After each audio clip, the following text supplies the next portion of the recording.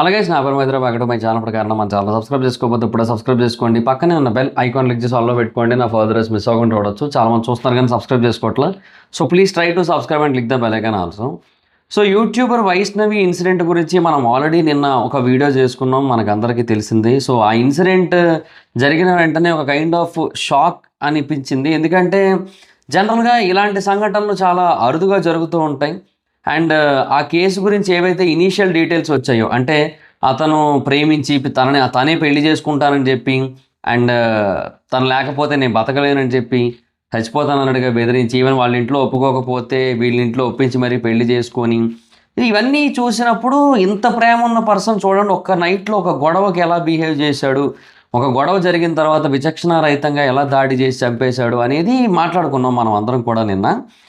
అయితే ఇప్పుడు ఇంకొన్ని కొత్త ట్విస్టులు బయటకు వచ్చాయి. అంటే ఇది కూడా 100% మనకు క్లారిటీ అయితే లేదు. బట్ దీని గురించి కొంచెం డిస్కస్ చేసుకోవాల్సిన అవసరం ఉంది. ఎందుకంటే ఈ కేసులో అన్ని రకాల టర్న్స్ అయితే ఉన్నాయి కాబట్టి.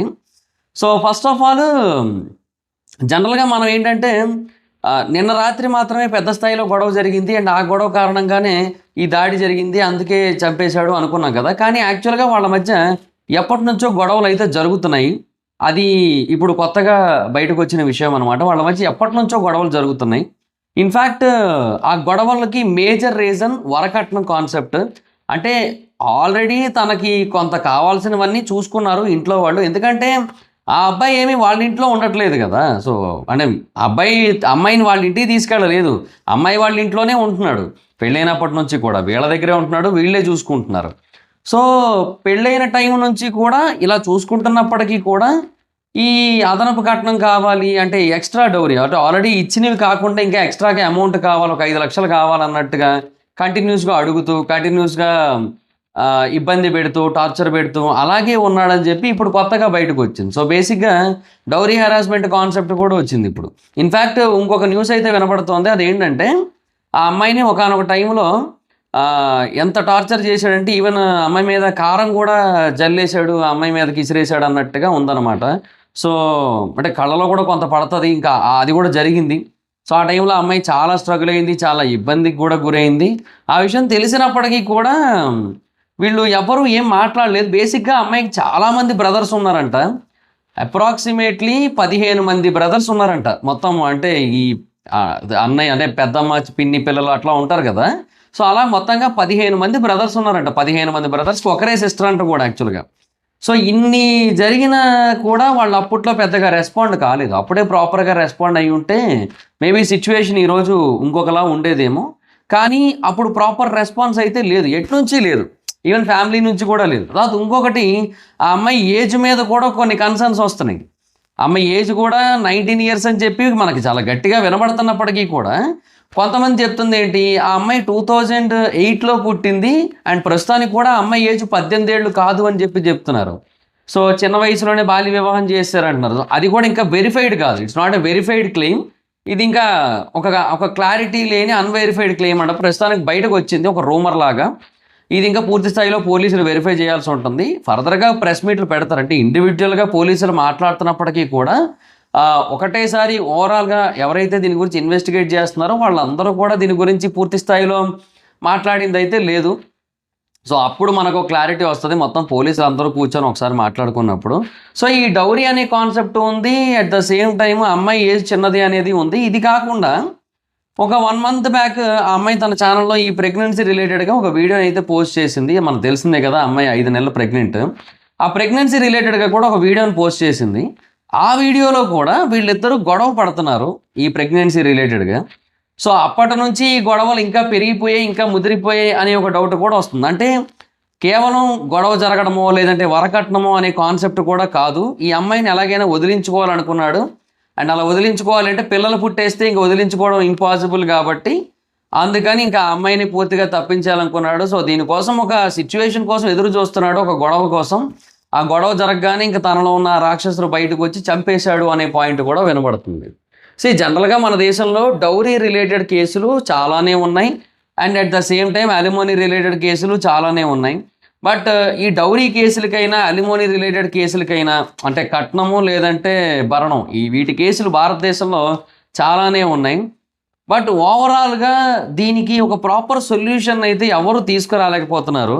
అది జనరల్‌గా మన నుంచి మొదలవ్వాలి. ఇండివిడ్యువల్స్ నుంచి. అంటే అబ్బాయిల నుంచి గానీ, అమ్మాయిల నుంచి గానీ మొదలవ్వాలి. అది పేరెంట్స్ నుంచి మొదలవ్వాలి. వాళ్ళ నుంచి మార్పు రావాలి అంటే ఆల్మోస్ట్ ఇంపాసిబుల్. ఎందుకంటే వాళ్ళ జనరేషన్స్ థాట్స్ కొంచెం డిఫరెంట్‌గా ఉంటాయి కాబట్టి. బట్ ఇప్పుడు జనరేషన్‌లో ఉన్నాం కాబట్టి మనమైనా సరే అట్‌లీస్ట్ అర్థం చేసుకొని ఆ డౌరీకి, భరణానికి వీటన్నిటికి కూడా కొంచెం ఒక kind of proper full stop అనేది పెట్టాలి. అప్పుడు ఇలాంటి కేసులన్నీ కూడా ఆగుతాయన్నమాట. అది మెయిన్ ఇక్కడ ప్రాబ్లమ్ అంతా కూడా. సో, ఈ ఇన్సిడెంట్‌కైతే నాకు ప్రస్తుతానికి ఇప్పుడు అన్నీ చూసిన దాన్ని బట్టి మేబీ ఈ వరకట్నం అనే ప్రాబ్లమ్ కూడా పెద్దదిలాగే కనబడుతోంది.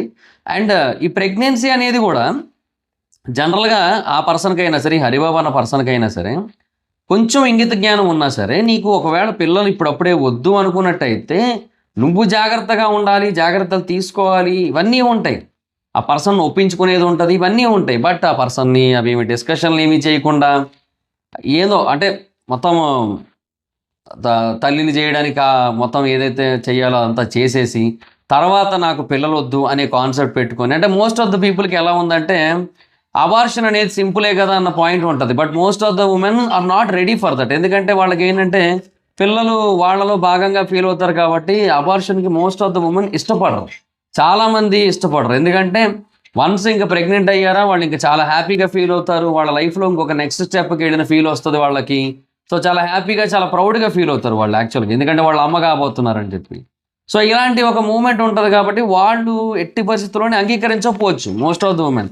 ఎక్కడో కొంతమంది బయట ఈ ఐ మీన్ సాఫ్ట్‌వేర్ ఫీల్డ్ అని కూడా అనలేం గానీ, బట్ కొంచెం ఫ్యాషన్ ఎక్కువ ఫాలో అయ్యి, కొంచెం ఏమంటారు బాగా ఓవర్ ట్రెండింగ్‌గా ఉండేవాళ్ళు మాత్రమే ఇమ్మీడియేట్‌గా ఈ అబార్షన్ రిలేటెడ్ థింగ్స్‌కి రెడీగా ఉంటారు తప్పిస్తే, మోస్ట్ ఆఫ్ ద వుమెన్ అంత రెడీగా ఉండరు ప్రెగ్నెన్సీ అబార్షన్ చేయించుకోవడానికి.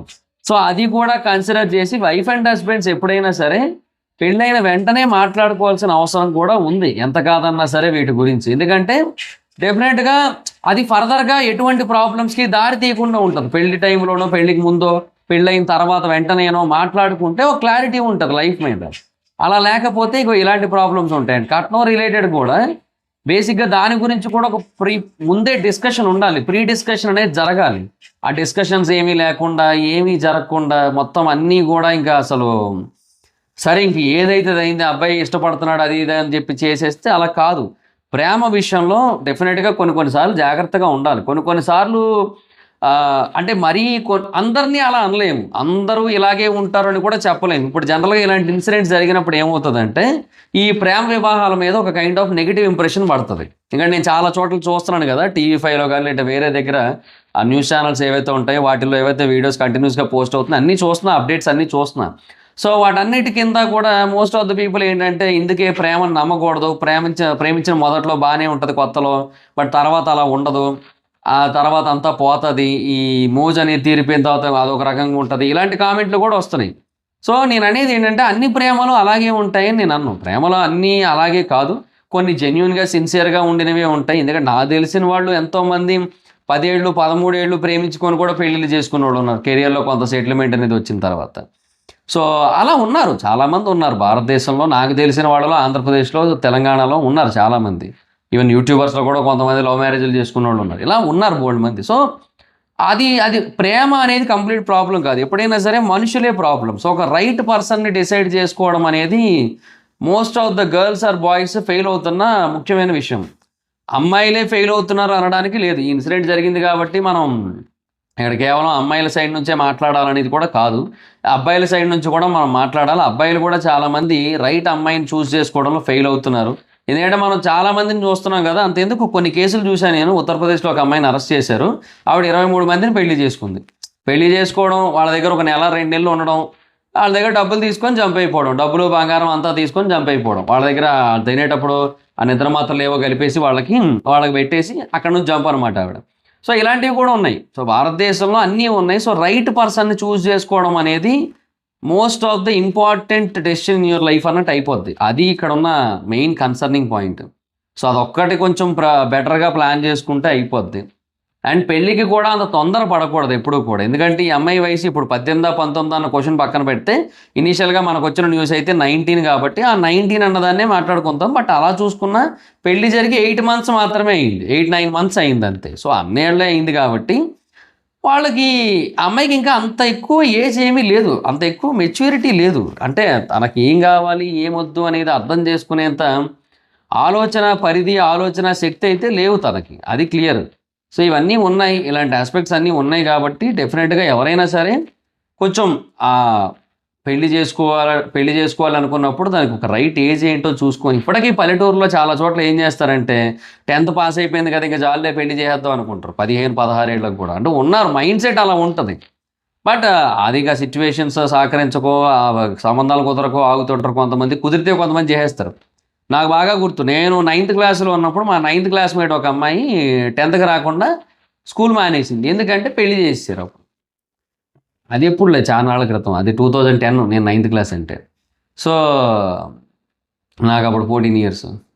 సో అది నేను అంటుంది అదే, ఆ అమ్మాయి వయసు అప్పుడు తక్కువే బట్ చేస్తారు. ఇంకా ఇట్లా చాలా ఉంటాయి యాక్చువల్గా, మన చుట్టూ చాలా జరుగుతూ ఉంటాయి మనకే తెలియకుండా. పోనీ జరిగింది ఎక్కడైనా పల్లెటూరులోనా, పోనీ కాదు వైజాగ్ సిటీ సెంటర్లో జరిగింది అది.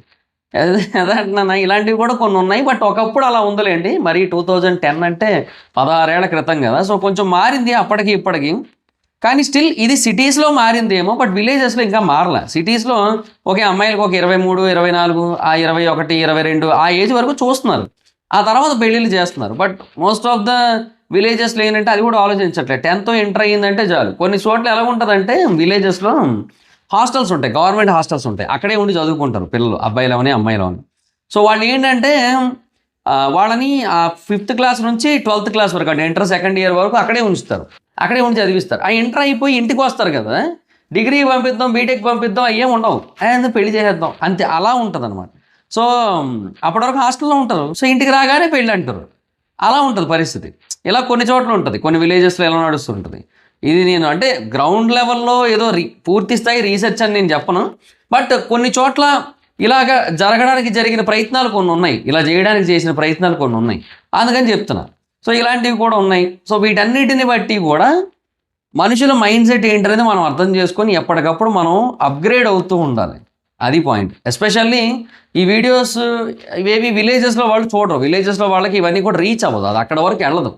సో వాళ్ళకి అట్లీస్ట్ ఈ విలేజెస్ నుంచి వచ్చి సిటీస్లో ఉంటున్న వాళ్ళు ఎవరైతే ఉంటారో వాళ్ళు అప్పుడప్పుడు వాళ్ళ దగ్గరికి వెళ్ళినప్పుడైనా సరే ఏదో ఒకటి మోటివేట్ చేయడం, అంటే అక్కడ ఉన్న వాళ్ళకి ఏదో ఒకటి చెప్తూ ఉండడం ఎప్పటికప్పుడు, లేదంటే ఏదైనా పేపర్లు ప్రింట్లు చేయించి ఊర్లో అంటించడం, 18 ఏళ్లలో పెళ్ళిళ్ళు చేయకూడదు, 18 ఏళ్ళలో ఇప్పుడు కాదు 21 ఏళ్లలో పెళ్ళిళ్ళు చేయొద్దు, ఇలాంటివన్నీ చెప్పాలి, ఇలాంటివన్నీ అర్థం చేసుకోవాలి. మెడికల్ ఫెసిలిటీలకి ఎప్పటికప్పుడు ఏమంటారు మెడికల్గా టెస్టులు చేయించుకుంటూ ఉండాలి, ఆరోగ్యం పరంగా చూసుకోవాలి. అండ్ కొంచెం శుభ్రంగా, అంటే పల్లెటూరులో మోస్ట్ ఆఫ్ ద ప్లేసెస్ బాగానే ఉంటాయి అనుకోండి, అది వేరే విషయం. ఇంకా సిటీలోనే చాలా వరకు ఈ వేస్టేజ్ అంతా ఎక్కడ పడితే అక్కడ కనబడుతూ ఉంటుంది. But okay, fine and good. ఇలా ఏదైనా society awareness, what ever it is, అది ఏ సెక్టార్లో అయినా సరే సొసైటీ అవేర్నెస్ అనేది ఇచ్చుకుంటూ వెళ్ళాలన్నమాట. ఈవెన్ యూత్ కూడా అది కూడా ఒక భాగమే. సో కొన్ని కాలేజెస్లో కొన్ని స్పెషల్ క్యాంపెయినింగ్స్ అనేవి జరుగుతూ ఉంటాయి. అలాంటివి జరిగినప్పుడు మెడికల్ క్యాంపులు పెడుతుంటారు కొన్ని విలేజెస్లో. మెడికల్ క్యాంపులతో పాటుగా ఇలాగ అవేర్నెస్ క్యాంపులు కూడా వాళ్ళే కండక్ట్ చేసేస్తే అయిపోద్ది. ఆ టైంకి వచ్చిన వాళ్ళందరికీ కూడా ఇవి తీసుకొని వెళ్ళి ఊర్లో చూపించండి, ఇవ్వండి అని చెప్పి, లేదంటే వాళ్ళకి చదివి వినిపించి ఇలా ఏమైనా అప్పుడప్పుడు చేస్తే అప్పుడు కొంచెం మైండ్ సెట్స్ అనేవి మారుతాయి. అది పేరెంట్స్ నుంచి పిల్లల వరకు అందరికీ మారాల్సిన అవసరం ఉంది, అందరికీ మారుతాయి. అప్పుడు ఏదైనా కొంచెం మార్పును చూస్తాం. ఏటొచ్చి ప్రాబ్లం ఏంటంటే భారతదేశంలో జనాభా 147 కోట్లు 145 కోట్లు దాటిపోయింది ప్రస్తుతానికి. ఈ 145 కోట్ల జనాభాకి మనం ప్రతి మూలకి వెళ్ళి ఇన్ఫర్మేషన్ని పాస్ చేయలేమనే పాయింట్ ఉంది. బట్ ఏదైనా ఒకటి ఇలాంటి దారుణమైన సంఘటన జరిగినప్పుడు అది సిటీస్లో కూడా స్ప్రెడ్ అవుతుంది. అలా స్ప్రెడ్ అయినప్పుడు మనం ఏంటంటే అయ్యో ఇది అందరికీ తెలిస్తే బాగుండు కదా అనుకుంటున్నాం. బట్ అవేర్నెస్ అనేది అక్కడ వరకు రీచ్ అవ్వట్లేదు. దానికి ఏం చేయాలనేది ఇక్కడ పాయింట్. టీవీల్లో సినిమాలు అక్కడ వరకు రీచ్ అవుతున్నాయి, యాక్టర్లు వెళ్తున్నారు అక్కడ దాకా, యాక్టర్స్ యొక్క ఫేస్ వాల్యూ వెళ్తుంది అక్కడ దాకా. బట్ అది సినిమాల కింద వస్తున్నారో లేదు వేరే విషయం, కానీ అక్కడ వరకు అది రీచ్ అవుతుంది. కానీ ఇలాంటి విషయాలు రీచ్ అవ్వట్లేదు. టీవీ ఛానల్స్, న్యూస్ ఛానల్స్ కోసం వాడేవాళ్ళు చాలా తక్కువ మంది ఉంటారు. ఈవెన్ టీవీలు ఉన్నా కూడా పల్లెటూరులో ఇలాంటి ప్రాబ్లమ్స్ కొన్ని ఉన్నాయి. సో ఇలా ఎన్నో విషయాలు ఉన్నాయి. సో వీటన్నిటినీ కూడా గవర్నమెంట్ కూడా కొంత ఇనిషియేట్ తీసుకోవాలి. లైక్ ప్రతి పల్లెటూరుకి కూడా టీవీలు చిన్న టీవీలు ఇచ్చినా పర్లేదు, కానీ గవర్నమెంట్ టీవీలు ఇచ్చి న్యూస్ ఛానల్స్ చూడమని మోటివేట్ చేసి న్యూస్లో ప్రతిరోజు ఏం జరుగుతుందో తెలుసుకొని సో ఇలా జరుగుతుందని వాళ్ళకి అర్థమయ్యేలా చేసి, ఇప్పుడు మనం అంటే సోషల్ మీడియా మనం ఇప్పుడు చూస్తుంది యూట్యూబ్లో, సో టీవీ ఛానల్స్ అనుకుంటే ఎక్కువ వెళ్తాయి పీపుల్కి, టీవీ ఉన్న ప్రతి చోటకి వెళ్తుంది. సో అలా టీవీలు ఎక్కువ మందికి రీచ్ అయ్యేలా చేసి, ఎక్కువ మంది చూసేలా చేసి, ఫైబర్ నెట్ అవన్నీ పెట్టారు, ఓకే బాగానే ఉంది, బట్ టీవీలు కూడా ఉండాలి చాలామందికి, అది కూడా. సో ఇన్ఫర్మేషన్ రీచ్ అవ్వడం అనేది ఇంపార్టెంట్ కదా. సో అది అనేది అది మొబైల్స్ ద్వారా రీచ్ అయినా పర్లేదు, గవర్నమెంట్ అందరికీ కూడా మెసేజ్లు నార్మల్ మెసేజ్లు తెలుగులో అర్థమయ్యేలా పెట్టినా పర్లేదు, కాకపోతే చదివేది కూడా కొంతమందికి రాదు. సో అర్థమయ్యేలాగా వీడియోలో చెప్తేనే బెటర్ కదా. సో టీవీలో న్యూస్లో కనబడితే బాగుంటుంది వాళ్ళకి. ఇలా రకరకాల విషయాలు ఉంటాయి. ఇది వాళ్ళ వరకు వెళ్ళాలి, వాళ్ళ వరకు వెళ్ళట్లేదు. వాళ్ళ వరకు వెళితే అప్పుడు మార్పు అనేది వస్తుంది కొద్దో గొప్ప. అయ్యో ఇలా జరిగిందట చూడు అప్పట్లో, ఇప్పుడు ఈ ఇన్సిడెంట్ ఒక పల్లెటూరులో తెలిసింది అనుకోండి, అబ్బా చూడు పిల్ల 18 ఏళ్ళప్పుడు పెళ్లి చేసారట, చూడు 19 ఏళ్ళకి ముక్కు పచ్చలు ఆరకుండా చంపేశాడమ్మా, అదేదో ప్రేమ అన్నారని చెప్పి చేసారు. ఆ ఇంట్లో వాళ్ళు ఒప్పుకోకపోతే వీళ్ళే పెళ్లి చేసి వీళ్ళ ఇంట్లోనే ఉంచారట, చూసుకున్నారట అన్నీ కూడా. అయినా కట్నం కావాలి, అది కావాలి, ఇది కావాలి వేధించేవాడట. ఎందుకమ్మా మన పిల్లకి అలాగా, మన పిల్లకి కొంచెం మంచివాడిని చూద్దాం, ఇలాంటి వాళ్ళు రాకుండా ఉంటే చాలు మన పిల్లకని ఆలోచించుకుంటారు. వాళ్ళ వెర్షన్ ఉంటుంది ఒకటి, అలా ఆలోచించుకుంటారు, అది వాళ్ళ వరకు వెళ్ళాలి. ఈ ఇన్సిడెంట్ కేవలం సిటీల్లో పీపుల్కి హైదరాబాదు, విజయవాడ, వైజాగ్, తిరుపతి, వరంగల్ ఇటు వెళ్ళి ఇంకా మిగతా చోట్లకి వెళ్లకుండా ఉంటే వేస్ట్. అది నేను అనేది. ఇది అన్ని చోట్లకి రీచ్ అవ్వాలి, అన్ని చోట్లకి స్ప్రెడ్ అవ్వాలి, ఇండియా అంతా స్ప్రెడ్ అవ్వాలని కూడా కోరుకుంటాను నేను వీలైతే కొన్నిసార్లు. ఇప్పుడు RG Kar medical college incident ఉంది కోల్కతాలోని, వెస్ట్ బెంగాల్లోని కోల్కతాలో జరిగింది ఆర్జీ కార్ కాలేజ్లో. ఆ ఇన్సిడెంట్ గురించి భారతదేశం అంతా చర్చించుకుంది, దిశ ఇన్సిడెంట్ గురించి భారతదేశం అంతా చర్చించుకుంది, నిర్భయ ఇన్సిడెంట్ గురించి భారతదేశం అంతా చర్చించుకుంది. సో కేవలం ఒక వైరల్ అయిన కేసుల గురించి మాత్రమే కాకుండా most of the cases, at least 90% of cases ఏమో అంటే సిమిలర్ కేసులు అయితే ఓకే నో నీడ్, బట్ ఏదైనా కొంచెం డిఫరెంట్గా ఉన్న కేసుని ఏదైనా సరే నోటీస్ చేసినట్టయితే అది భారతదేశం మొత్తం స్ప్రెడ్ అవ్వాల్సి ఉంటుంది. అలా అయినప్పుడు మాత్రమే అక్కడ ఏదైనా ఒక కైండ్ ఆఫ్ చేంజ్ అనేది కనబడుతుంది. సో ఎంటైర్ ఇండియా మొత్తానికి కూడా ఒక కమ్యూనికేషన్ సిస్టమ్ కావాలి, ఒక కామన్ కమ్యూనికేషన్ సిస్టమ్ కావాలి. But unfortunately we don't have that is the problem. ఇప్పుడు ఇండియా టుడే ఉంది, తర్వాత ఏదో హిందుస్థాన్ టైమ్స్, హిందుస్థాన్ టైమ్స్, తర్వాత ఇండియన్ ఎక్స్ప్రెస్, ఎన్డీటీవీ, ఇలా చాలా ఉన్నాయి ఇంగ్లీష్లో హిందీలో చెప్పేవి. బట్ అవి సౌత్లో పూర్తిగా రీచ్ కావు. తెలుగులో చాలా ఛానల్స్ ఉన్నాయి, TV5, ఎన్టీవీ, TV9, ఇంకా చాలా టీవీలు ఉన్నాయి, బిగ్ టీవీ, RTV, ఇట్లా చాలా టీవీలు అయితే ఉన్నాయి. సో TV5 అన్నీ ఉన్నాయి. సో ఇవి నార్త్ సైడ్ రీచ్ కావు. సో ఇలాగ ప్రాబ్లమ్. సో ఇప్పుడు వెస్ట్రన్ కంట్రీస్లో ఏంటి, BBC, CNN అని చెప్పి ఇట్లా కామన్ కమ్యూనికేషన్ సిస్టమ్స్ ఉంటాయి. సో వాళ్ళకి ఏంటి రీచ్ అవుతుంది మొత్తం అందరికీ కూడా. సో న్యూయార్క్ టైమ్స్ అందరికీ రీచ్ అవుతుంది. సో అట్లా మోస్ట్ ఆఫ్ ద పీపుల్కి రీచ్ అవుతుంది. ఇప్పుడు ఆస్ట్రేలియాలో కూడా అంతే, ఆస్ట్రేలియా కూడా ఏదైనా ఒక ఇన్సిడెంట్ జరిగిందంటే ఆస్ట్రేలియా మొత్తం రీచ్ అవుతుంది. అది మన దగ్గర మిస్ అవుతుంది. ఆ పాన్ ఇండియా కమ్యూనికేషన్ సిస్టమ్ అనేది మిస్ అవుతుంది మన దగ్గర. సో దానికి ఏంటనేది మనం గవర్నమెంట్ ఏదో ఒక డెసిషన్ తీసుకోవడమో, లేదంటే మీడియా ఛానల్ ఎవరో ఒకరు పెద్దగా లాంచ్ చేయడమో ఏదో ఒకటి చేయాలి. ఇప్పుడు TV9 కన్నడ, TV9 ఉంది ఫర్ ఎగ్జాంపుల్, అది చాలా లాంగ్వేజెస్లో ఉంది, తమిళ్లో ఉంది, కన్నడలో ఉంది, మలయాళంలో ఉంది, అన్ని చోట్ల ఉంది. కానీ వాళ్ళు మలయాళంలో ఛానల్లో ఇచ్చే ఇన్ఫర్మేషన్ మలయాళం స్టేట్లో ఉంటాయి, కేరళంలో ఉంటాయి, అక్కడ ఇస్తారు. కన్నడవి కర్ణాటక స్టేట్ ఇస్తారు, తమిళనాడు ఇస్తారు. అదనమాట, మన దగ్గరవి అట్లా ఉండదు. సో దీనికి ఏం చేయాలి, ఒక సొల్యూషన్ అనేది ఆలోచించుకోవాలి ఎవరో ఒకరు కూర్చొని. సో ఇలాగ ఇండియా మొత్తం మారితే తప్ప ఇవేవి ఆగవు. దీన్ని మనం మార్చేయగలం అనుకోవడం కూడా మన మూర్ఖత్వమే. ఎందుకంటే ఇలాంటివి ఎన్ని జరుగుతున్నాయి, ఇన్ని జరుగుతున్న క్రమంలో ఎన్నైనా మార్చేస్తారు, ఎన్నైనా ఆపేస్తారు, అపని పని అది.